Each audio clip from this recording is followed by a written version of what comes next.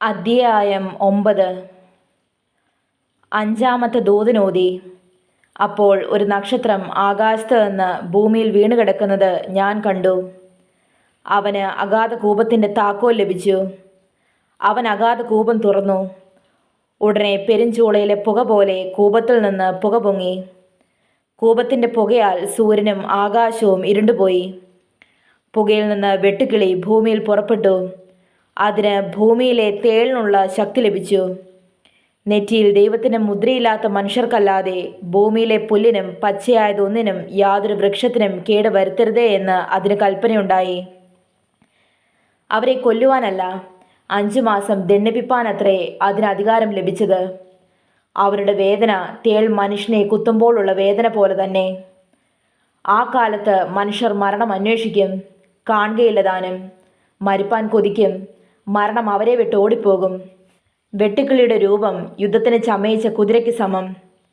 തലയിൽ പൊൻകിരീടം ഉള്ളതുപോലെയും മുഖം മാനുഷമുഖം പോലെയുമായിരുന്നു. സ്ത്രീകളുടെ മുടി പോലെ അതിന് മുടിയുണ്ട്. പല്ല് സിംഹത്തിൻ്റെ പല്ല് പോലെയായിരുന്നു. ഇരുമ്പ് കവചം പോലെ കവചമുണ്ട്. ചിറകിൻ്റെ ഒച്ച പടക്കി ഓടുന്ന അനേകം കുതിരത്തേരുകളുടെ ഒച്ച പോലെയായിരുന്നു. തേളിനുള്ളതുപോലെ വാലും വിഷമുള്ളുമുണ്ട്. മനുഷ്യരെ 5 മാസം ഉപദ്രവിപ്പാൻ അതിനുള്ള ശക്തി വാലിലായിരുന്നു. അഗാധദൂതൻ അതിന് രാജാവായിരുന്നു. അവന് എബ്രായ ഭാഷയിൽ അബ്ദോൻ എന്നും യവന ഭാഷയിൽ അപ്പൊല്ലുവോൻ എന്നും പേർ. കഷ്ടം 1 കഴിഞ്ഞു, ഇനി 2 കഷ്ടം പിന്നാലെ വരുന്നു. 6-ാമത്തെ ദൂതൻ ഊതി.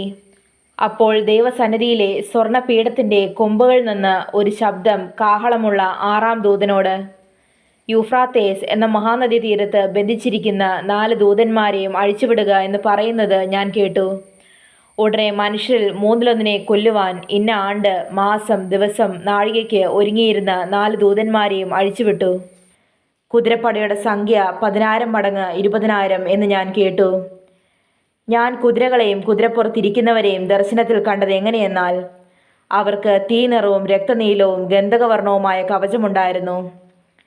കുതിരകളുടെ തല സിംഹങ്ങളുടെ തല പോലെയായിരുന്നു. വായിൽ നിന്ന് തീയും പുകയും ഗന്ധകവും പുറപ്പെട്ടു.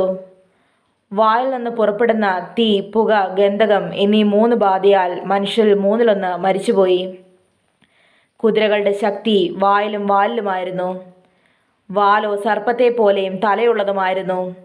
ഇവയാലത്രേ കേട് വരുത്തുന്നത്. ഈ ബാധകളാൽ മരിച്ചു പോകാത്ത ശേഷം മനുഷ്യരോ ദുർബോധങ്ങളെയും കാണുവാനും കേൾപ്പാനും നടപ്പാനും വഹിയാത്ത പൊന്ന്, വെള്ളി, ചെമ്പ്, കല്ല്, മരം ഇവ കൊണ്ടുള്ള ബിംബങ്ങളെയും നമസ്കരിക്കാതെ വണ്ണം തങ്ങളുടെ കൈപ്പണി വിട്ട് മാനസാന്തരപ്പെട്ടില്ല. തങ്ങളുടെ കൊലപാതകം, ക്ഷുദ്രം, ദുർനടപ്പ്, മോഷണം എന്നിവ വിട്ട് മാനസാന്തരപ്പെട്ടതുമില്ല.